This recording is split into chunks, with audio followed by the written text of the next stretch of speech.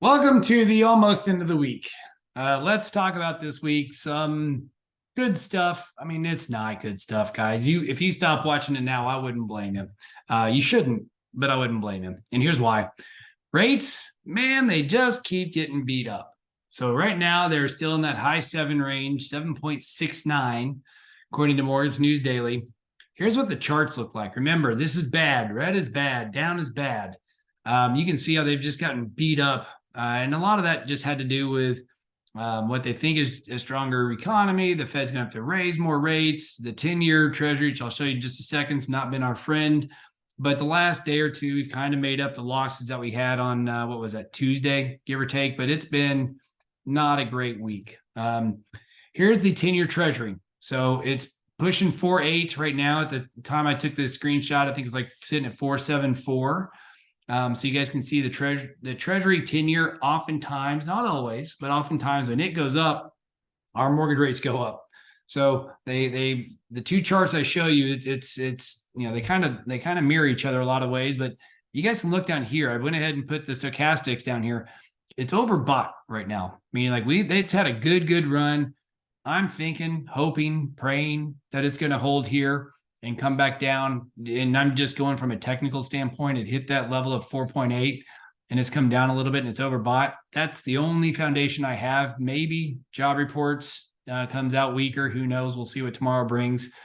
Bill Gross, if you guys know the bond industry, he's a BFD. He's a big deal. He says, could see rates or the Treasury going to 10. That means our rates could go higher and we could see 8 perhaps in terms of rate. So I made a video earlier. I don't know if it's hit social yet or not, but I made a thing saying, look, 7% is a good thing. I don't like it. Believe me, I don't. But for buyers, actually is a good thing. And here's an article to prove it.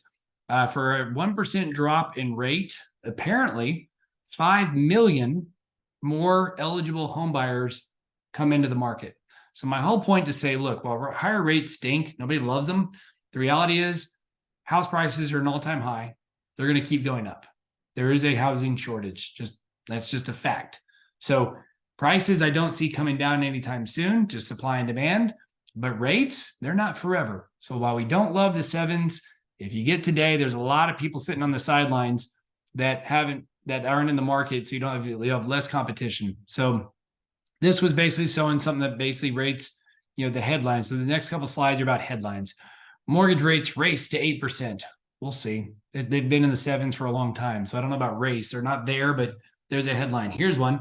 A 3% mortgage rate in a 7% world. This startup says it can do that. I need the guy from Movie Phone to do his voice in a world where you thought rates were 7. Anyway, it's loan assumptions, guys. This company's not doing, I don't know how they're going to freaking make any money. I think they're going to charge the borrowers like 1% fee up front. Man, if somebody just wants to pay me 1% for something I maybe can or can't do, that'd be amazing. But that's just, again, it's headlines. It's sensationalism. This is nothing special. But I did like the chart. That's why I'm showing this here. This is amazing. All the mortgages based on the rates they have. So it's a lot of mortgages sitting in the 2s and 3s, right? That we all knew that. That's no real surprise. It's just neat to finally see it in a cute little graph. Wall Street thinks America's homes are overvalued. How? I mean, yes, they're expensive, no doubt. But look at this. The left one. The single family homes, yes, they're very expensive. They've been going up since 2014. We know that, but there's again a housing shortage. You can see the little crash from that we had, air quotes, crash. It was like a 6% total correction downward after a 3% up last year. But at the end of the day, there's your few dollars that the little dip was last year. But at the end of the day, look at the middle one. This is, I think, what they're alluding to.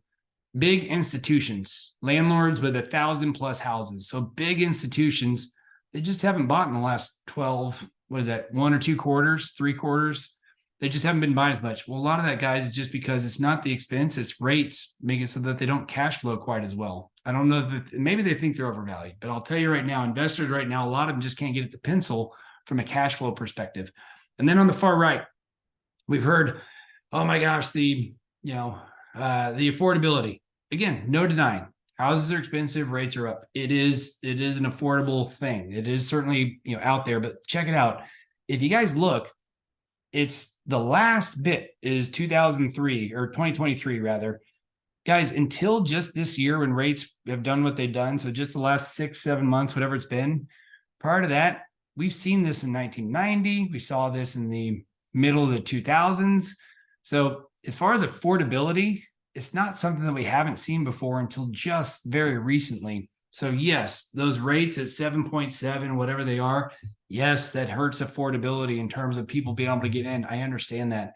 But just again, the headlines for the last 2 years, like, oh, right, it's affordable. What they don't realize is that incomes have also gone up since COVID. There's a lowest unemployment ever. Like people are getting paid more, and that's kept the affordability in check for the most part. 20%, I thought this was interesting. 26% of home buyers are looking to relocate. So even though you saw the road like out of metro area, so this isn't like going from like Frisco to Plano or somewhere like that. Apparently, it's out of the metro area. 20, that's 1 in 4 homeowners. So think about this: all those 2% and 3% rates we just saw on that previous slide, they will buy, right? If you get relocated to Chicago, you're going to buy a new house in Chicago. You can't commute from Dallas, Chicago in most cases. So I just thought that was interesting.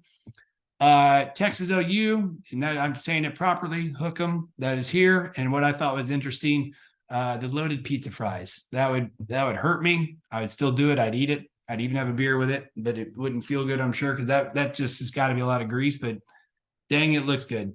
So there you go, guys. If you would please, as always, forward, share, subscribe, like, all that fun stuff.